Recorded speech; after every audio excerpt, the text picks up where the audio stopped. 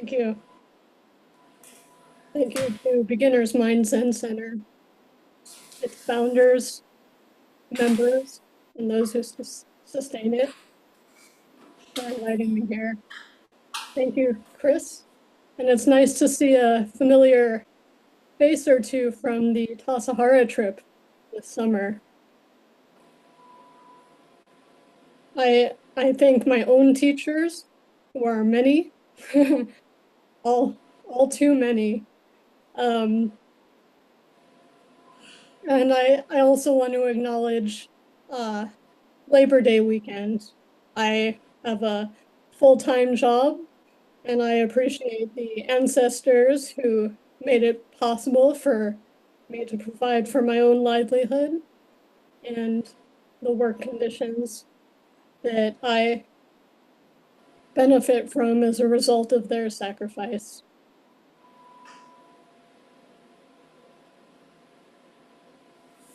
All good Zen stories begin with a question. Oh, I'm sure there's a few out there that don't begin with a question, but we love questions in Zen. Questions even better than answers.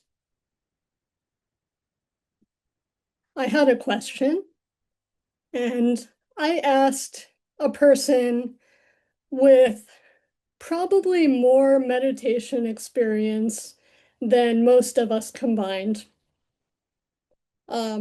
We don't talk about kind of goals and striving so much, but I would say this person was more accomplished than I could ever hope to be in formal meditation. She's an insight teacher, actually, has spent um, over 10 years in solitary retreat. So, decent person to ask my question. My question was the differences in traditions in Buddhism. I come from the Zen tradition where we firmly believe in no preferences. The great way is not difficult for those who hold no preferences. When longing and aversion are both absent, everything becomes clear and undisguised. This person belongs to a tradition where you subtly cultivate the mind, cultivate insight. You might slightly notice and even uh, in a non-grasping way prefer uh, channeling the mind towards insight.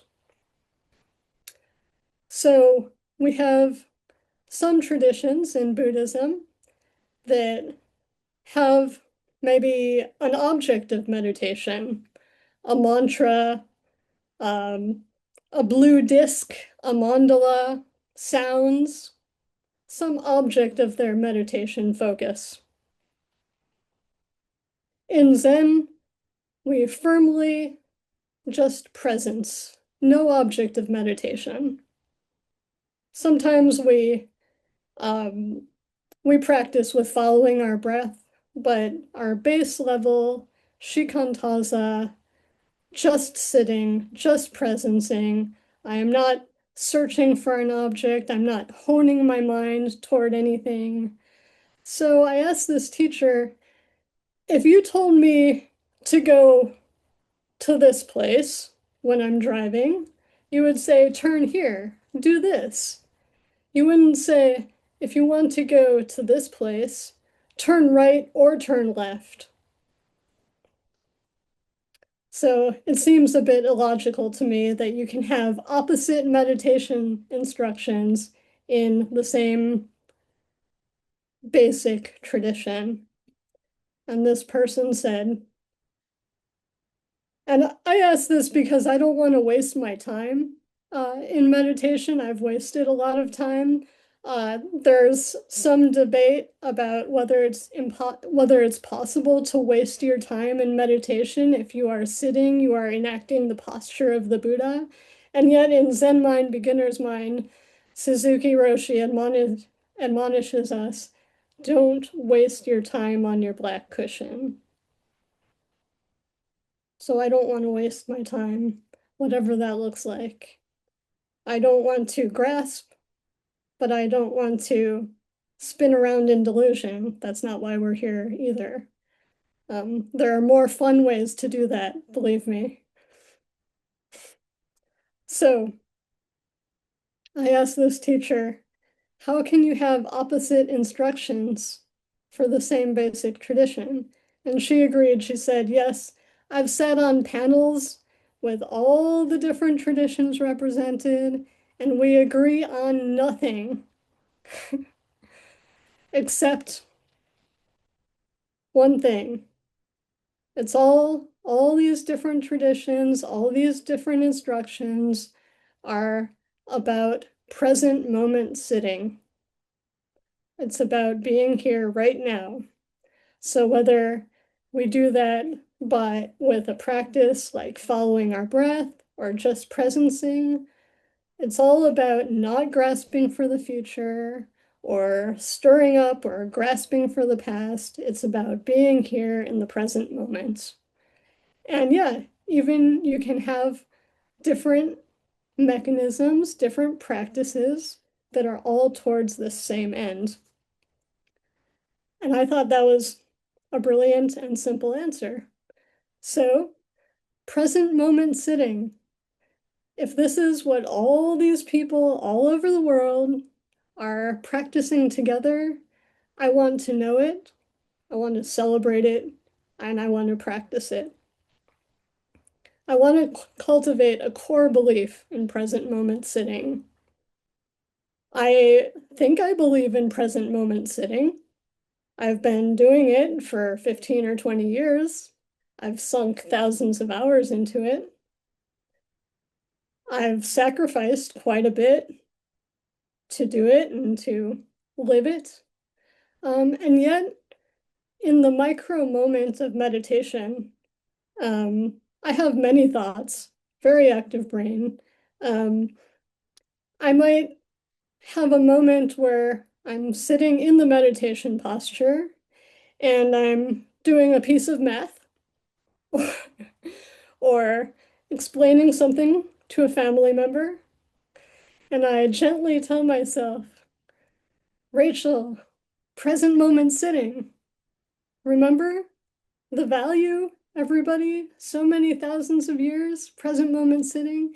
And I do always try to bring myself back gently, bring myself back gently to present moment sitting, because whether my body mind follows along or not, then at least I've conditioned gentleness. And that's something that I'll take that any day to have conditioned gentleness. So I always try to bring myself back gently. So I'm doing a piece of math, and then I remember the question in the conversation. Rachel, present moment sitting. And then Rachel will say, okay, let me just finish explaining this, and then I'll get back to present moment sitting. And at that time, I know that there's something in me that believes that if I can just finish this conversation with the family member, or just finish this piece of math that I'm doing in my head, that is actually more valuable than present moment sitting. So with my conscious mind, I think, okay, I want to celebrate it, I want to know it. The physical benefits of present moment sitting are scientifically proven. We know that it can reduce depression, it can even increase immune function, it can improve mood and stress. Valuable research has been done on these topics. Lower blood pressure, improve heart health, lower burnout, decrease cellular aging, increase cognition, and much more. These are the benefits of mindful present moment sitting. I've shared them right now. I've just reified them in my own mind. Now you've heard them There's no going back. There's research that proves that even if you don't believe me, you've heard these words. I'm telling you that the Journal of the American Medical Association has done meta studies, reviewed dozens of trials, and found reduction in anxiety through meditation. Even if you don't believe me, thanks to the human brain, this is already part of your life now. But in Zen, we don't really talk about the benefits of sitting. It's kind of a kind of thing about our tradition, and there's good reason for it. First and foremost, it's annoying. I don't know if anybody has been had a friend or anything, and they say, "Oh, I just had this great period of meditation. I feel so calm now. I can just feel that anxiety lowering." And bully for you. Bully for you. Congratulations. We don't talk about progress or necessarily the benefits of sitting because progress may not even be linear. As we can presence negative things, positive things, car alarm close by, car alarm far away, disturbance. If we're just doing good, there's a good chance that we haven't been fairly presencing the present moments as they come. Words also can't substitute for direct experience. And just like I introduced that piece of research, once an idea is rooted, we don't necessarily know, we can't, we're always affected by it on into the future. So if I told you about some benefit of meditation and then you suddenly experienced it, that could be the power of suggestion. So it might never truly be your own. A monk asked Dongshan why he honored his teacher Yunyan, who was not a very well-known teacher at the time. And Dongshan said, "I only value that he didn't explain everything to me. To find it yourself is really the key, and that's really what provides that core micro moment belief in present moment sitting. Nothing will substitute for one's own experience." And yet, according to Dogen Zenji, gain accord with the enlightenment of the Buddhas, succeed to the legitimate lineage of the ancestors' samadhi, constantly perform in such a manner, and you are assured of being a person such as they. Your treasure store will open of itself, and you will use it at will. How's that for not talking about the benefits of meditation? The zazen I speak of is not learning meditation. It is simply the Dharma gate of repose and bliss, the practice realization of totally culminated enlightenment. It is the manifestation of ultimate reality. Traps and snares can never reach it.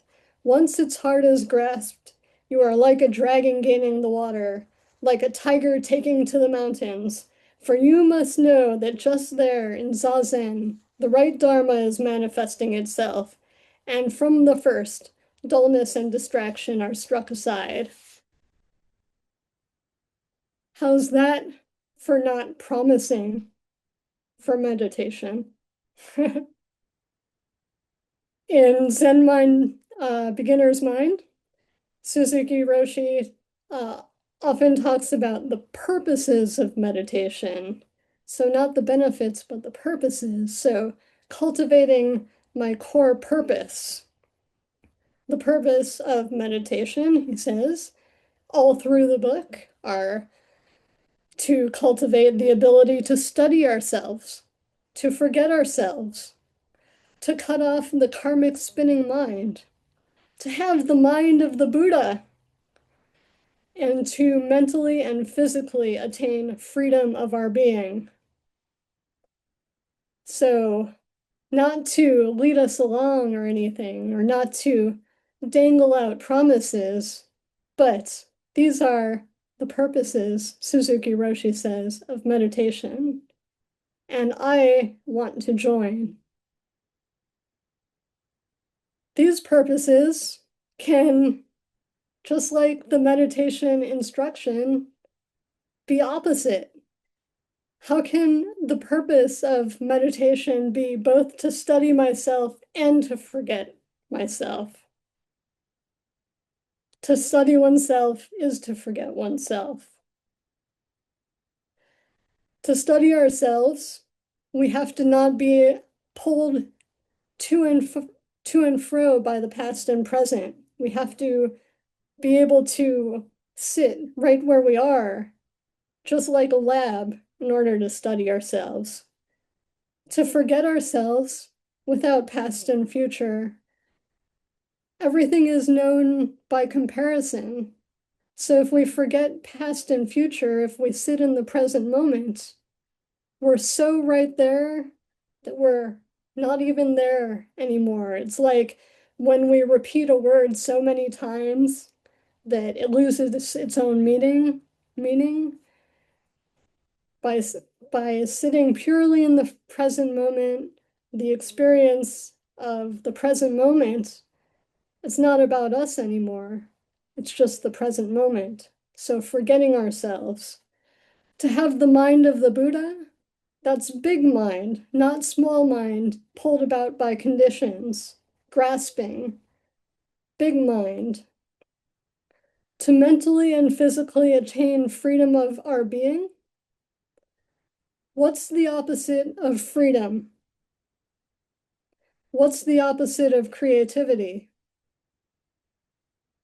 The opposite of freedom is being pushed around for me. I'm not free if I'm being pushed around by other people or outside conditions. So in zazen, sitting in the present moment, it's not about the past. It's not about what all those people have pushed me into. It's not about the future, all the things I've been conditioned to want to gain. It's the present moment.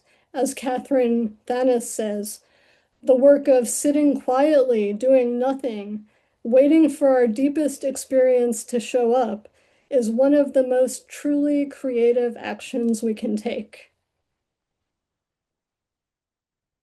How is doing nothing creative?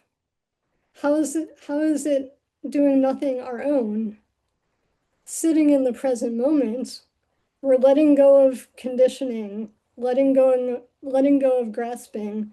That is the only opportunity we have to truly be ourselves. The Buddha says, don't listen to me. The Buddha says, don't listen to Dogen Zenji. Don't listen to Suzuki Roshi. The Buddha says, all you can attend to is your own experience. One's own experience, that's the proof in the pudding, not something we read, something we hear on a Dharma talk. Cultivating one's own experience of the present moment. Look over time. Have faith in practice. I want to know how I can act skillfully when I'm in the midst of delusion. It's quite a tricky spot to be in. It's a tricky thing to want, to be skillful when we know we're deluded. How can I how can I act skillfully when I haven't necessarily known fairness? If others have never been fair to me, how can I know what fairness is? The only way to sit with these questions is to let go of the past, let go of the future, and hit factory reset. Because my conditioning is so deep, I'll never necessarily be able to let go of it. But sitting quietly, slowing down, and learning to meet the present moment over time, I can see if it's valuable. I have two questions, and then you all can offer your answers and questions and comments. My questions are, if meditation is useful, and keep in mind, I'm not doubting it. I just want to cultivate this core belief. So I keep coming back to the Zendo so that when I call myself back in meditation, it's not forced, it's natural, it's organic. I want to come back to the present moment. If meditation is useful, why aren't we happy and healthy? There's plenty of times I'm not happy and healthy, and I've done more meditation than a lot of people participating in the studies that we talked about earlier. So I should be that much more happier and that much more healthier, right? It's important to ask these questions. Question two, if meditation is useful, why do I know Zen students who are less than ideal, including myself? I act unskillfully. I know I do it. I see myself do it and I see other people do it too. So where is my meditation? And I just encourage myself to same answer to both questions. See meditation as developing a practice. It's an exercise. It's like working out. When I'm working out, it's not pretty. It's not fun, and I experience pain. And yet, nobody doubts that it's good for me over the long term. So instead of looking at any single painful instance, look over time. See how it feels over time. We also know that people who work out are not immune to injury. Flowers fall, weeds spread. So at the same time, nobody doubts that you may be injured less if you work out. So I want to develop practice in this way. I would just add one more plug for the Zen side, that our practice is the meditation practice that is most possible to do in everyday life. It is awfully hard to sustain a jhana state while talking to my boss, as much as I would like to. We can always experience the present moment. So experiment with the present moment on the cushion, off the cushion, see how it feels in micro moments and over time. I might be doing something mundane like hopping into the shower after work, and I say, okay, it's been a long day. I'm gonna do present moment showering. I know I might not have enough time for a full meditation period today, but I have a shower. And I might expect myself to spend 15 minutes in present moment awareness. And in that case, I fall short. As I work with present moment awareness, I find more and more that it's about the moments, present moment awareness. Find that one moment where you enjoyed putting shampoo on your hair, or that one moment during zazen, building up these moments of present moment awareness. You might not even realize they're happening because you're just being in the present moment, but you'll notice later and you'll say, oh, I was there for that cough in the other room. I was there for that car alarm, and that shampoo felt good. Building up these micro moments of present moment awareness is the exercise that makes us a stronger, healthier mind overall. Thank you. Thank you very much, Rachel.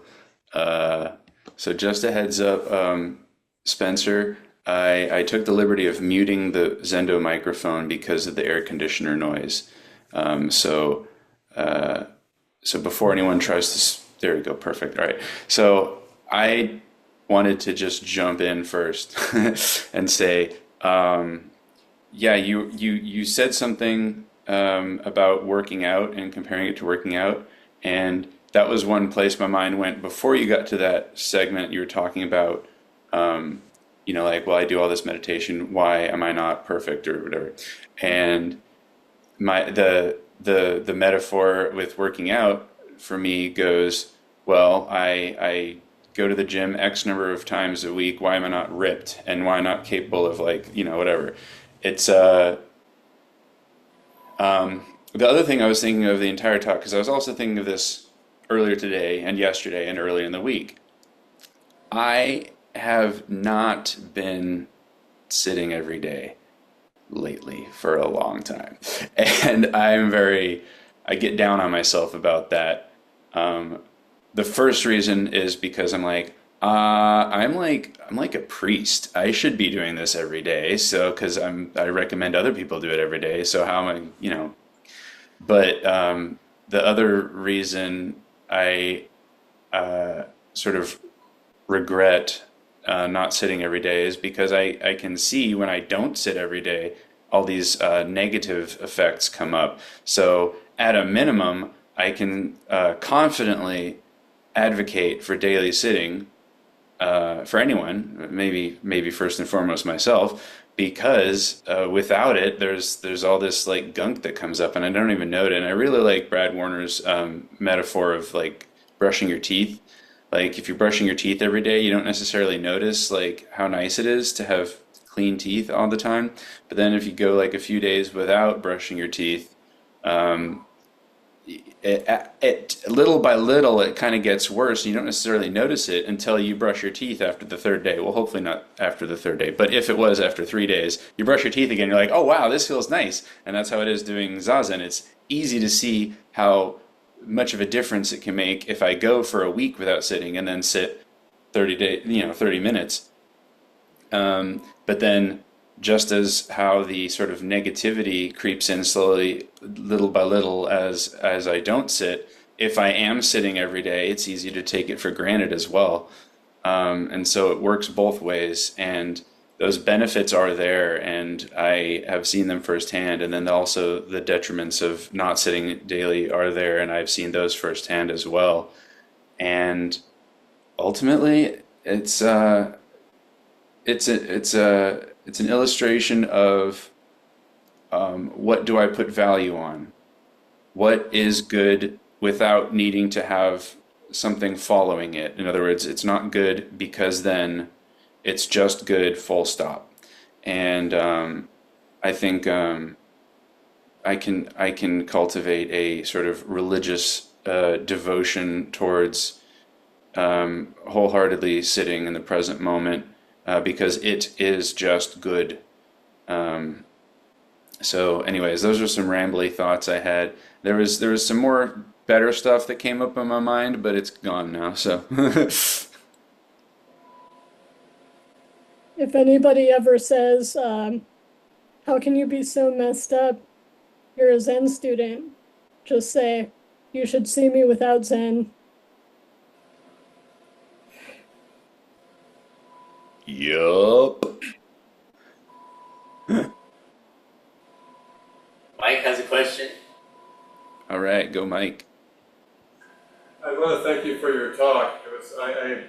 It got me to think a lot. And I was just wondering, in present mind sitting, do you want to get to a point where you don't even tell yourself you're doing present mind sitting, that it's automatic, and that you don't even think about your actions because you're so much in the moment that the minute you think about them, you're out of the moment?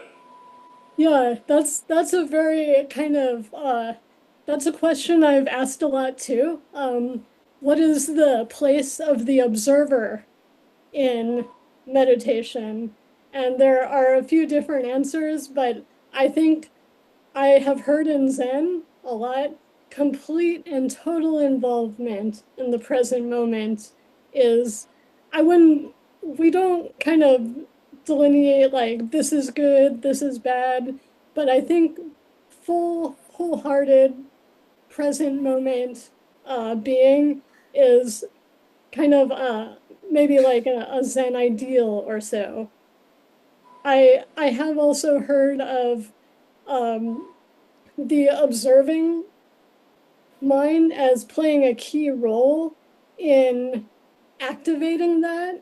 And my favorite metaphor is kind of, it's like the wooden spoon that stirs the soup, that it's making the observing mind is the wooden spoon, and it's creating this perfect soup, and it just dissolves into the soup when completion is there. So there can be an observer, and then there can also be a kind of full, not even an observer, present moment being.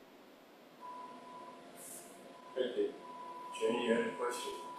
Yeah, I thank you for your talk. It was very interesting to me. I just wanted to ask one thing. Like the I love doing meditation, but again, I have this feeling of it's not moving fast enough or something.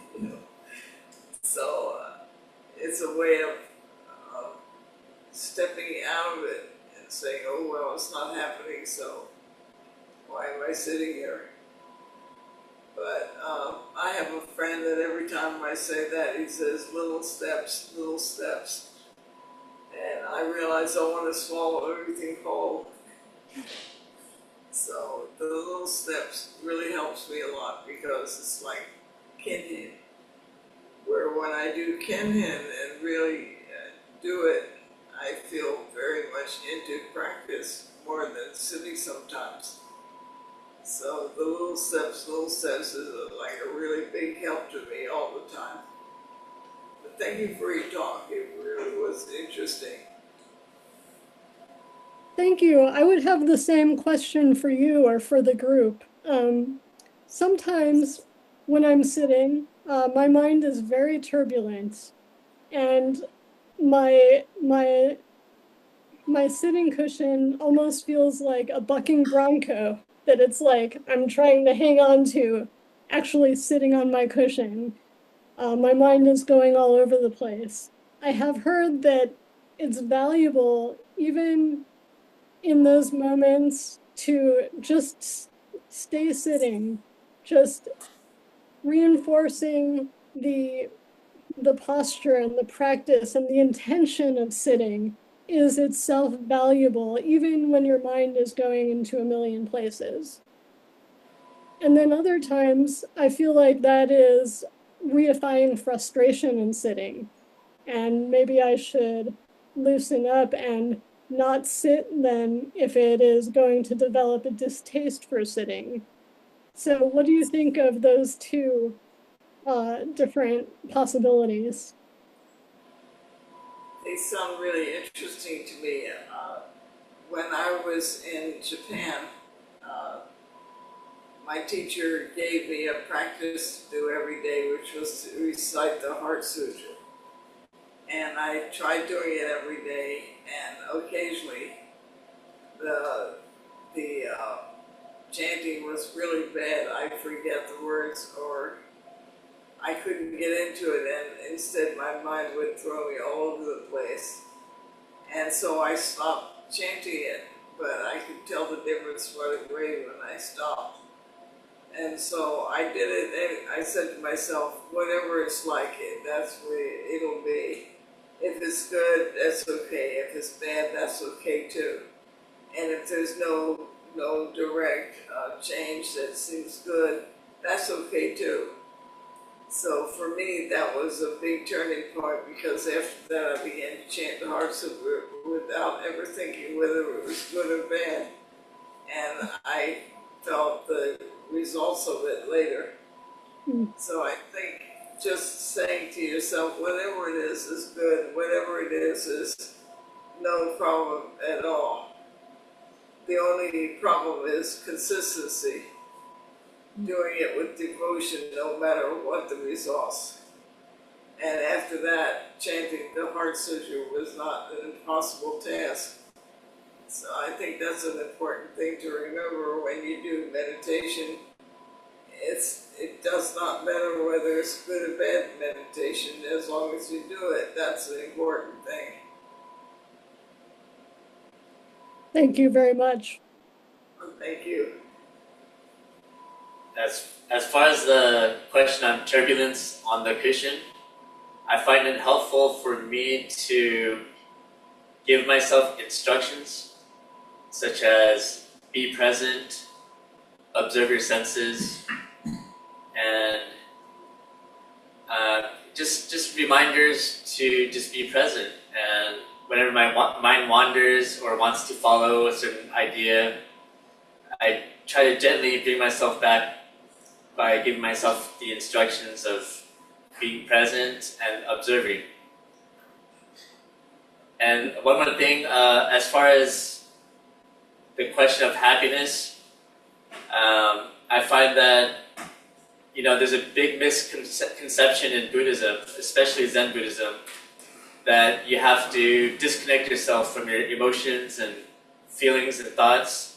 But I find that it's the opposite, that you really have to be present despite your thoughts and emotions, and just have unconditional acceptance of the truth of the present reality, and accept that you're going to be happy, accept that you're going to be sad, and just be okay with it, whether good or bad, to be okay with it, just like James said. Yes, thank you very much. Mel Weitzman also said, give yourself zazen instruction, and I love that you said gently too.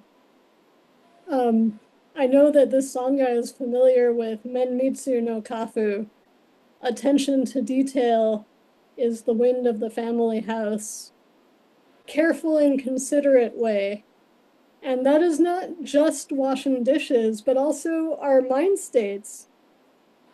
Attention to detail, even this happy, this sad, each one careful and considerate with all the different details of our own mind.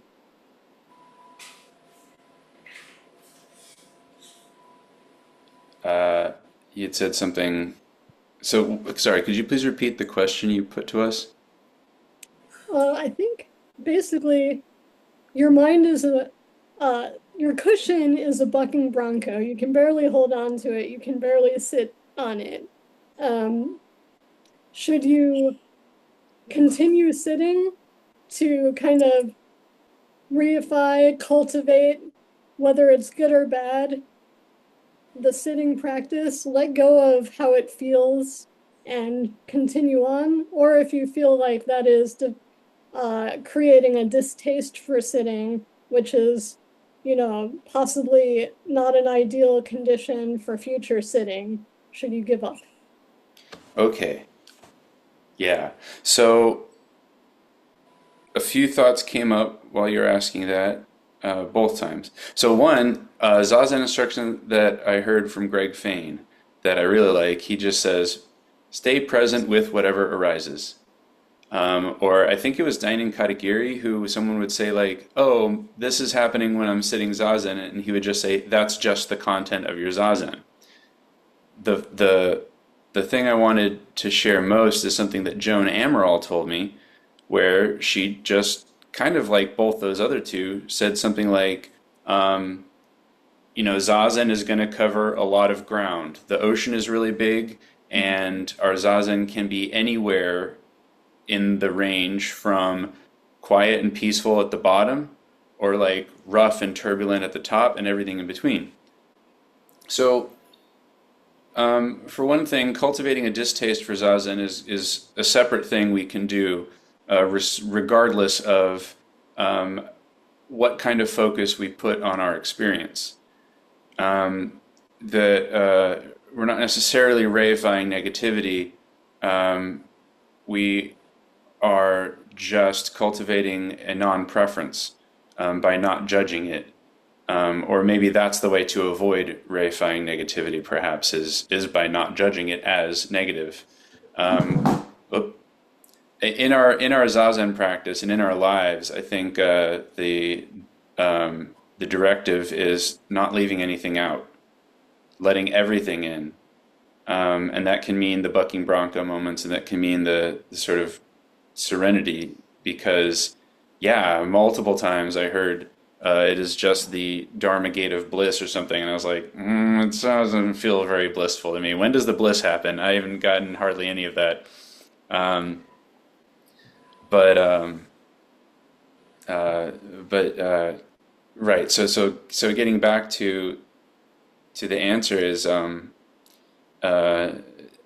I would say it's important for this practice and to encourage ourselves in not judging either the good or the bad as good or bad, and not even not, and maybe at first it'll be helpful to be like, well, you got to take the good with the bad, something like that. But I think ultimately a place it would be helpful to try and aim at going is not making a thing of any of it, and really just the openness that I think we're cultivating, this presence with whatever is arising. Um, shikantaza, when you're just sitting, you're not judging or not even noting, I think, whether it is negative or peaceful or anything like that. And the intimacy with the present moment, I think, goes hand in hand with dropping any mental formations that come up around the activity that's going on in our minds, or the lack thereof. So that would be my thing. But I wanted to know if you could say more about what you meant by reifying negativity. Yeah. If we're humans, and we have neural networks, things can get reified when you reify something, like an emotion in the brain, it will become stronger and it will come easier. So if I have a habit of negativity towards somebody, or something occurs and something undesirable happens, it'll be more likely to happen again. Whether that's mind state or kind of in the way that we act in the world. If I turn on the light switch, flip a light switch, and the lights go on, I will continue to expect the lights to go on when I flip the switch. So that's how we learn, it's how our brains work. Most of what we know is not discovered, but conditioned.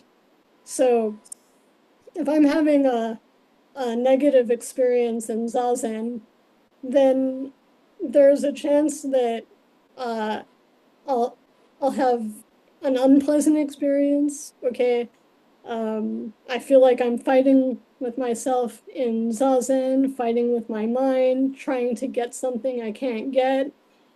I don't necessarily want those things to happen again in the future. So I don't want to continue or strengthen that path. So that's how kind of we want to cultivate, even though I agree that it's not about evaluating and it's not about good and bad. I sincerely believe that too. I'm also a Zen student, but there's a very careful dynamic between non-preference and our basic desire, which is to not harm and to be better. Non-harming is what I want in the end, not harming, or not to harm, I should say. So we do have some kinds of desires. And in Buddhism, I think with a broad brush, people say desire is bad in Buddhism. Well, I don't know about that. Our desire to practice is what brings us here. We harm others and ourselves less because of it. So desire also is not either good or bad. Desire has no self. So there's an interplay between non-grasping, and some kind of ideals that we have, which are not bad and cause us to practice.